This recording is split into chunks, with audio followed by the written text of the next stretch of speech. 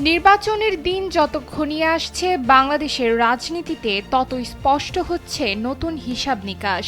ঠিক এমন সময়ে দিল্লিতে হাসিনার একটি গোপন বৈঠক নতুন করে আলোচনার জন্ম দিয়েছে।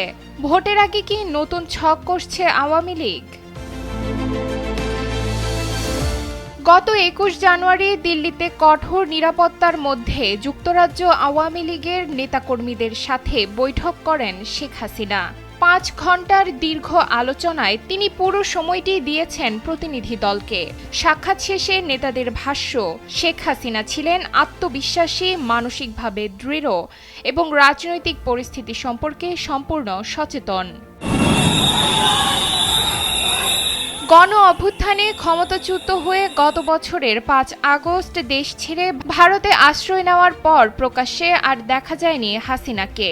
তবে পর্দার আড়ালে দেশের রাজনীতি নিয়ে একের পর এক গোপন ছক কষছে দলটি।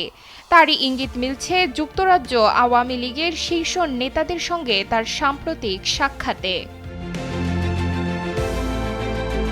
অন্যদিকে সজীব ওয়াজেদ জয়ের সাম্প্রতিক বক্তব্যে ইঙ্গিত পাওয়া গেছে রাজনীতি থেকে সরে যেতে পারেন হাসিনা। আরও একটি গুরুত্বপূর্ণ দিক হল ভারতের ভূমিকা। হাসিনাকে এখনো হস্তান্তর না করে উচ্চ নিরাপত্তায় আশ্রয় দেওয়া আঞ্চলিক কূটনীতিতেও বার্তা দিচ্ছে। নির্বাচনের আগে দিল্লিতে এই বৈঠক বাংলাদেশ ভারত সম্পর্কের রাজনৈতিক সমীকরণেও প্রভাব ফেলতে পারে। এই বৈঠককে ঘিরে মূল প্রশ্ন একটাই, এটি কি শুধুই সৌজন্য সাক্ষাৎ নাকি নির্বাচনের আগে আওয়ামী লীগের ভবিষ্যৎ কৌশল নির্ধারণের একটি অংশ?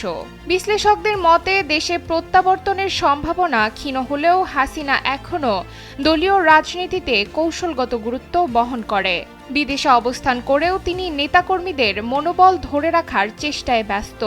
দিল্লির এই বৈঠক সেই প্রচেষ্টারই ধারাবাহিকতা হতে পারে। নুসরাত তালবিয়া, সময়ের আলো।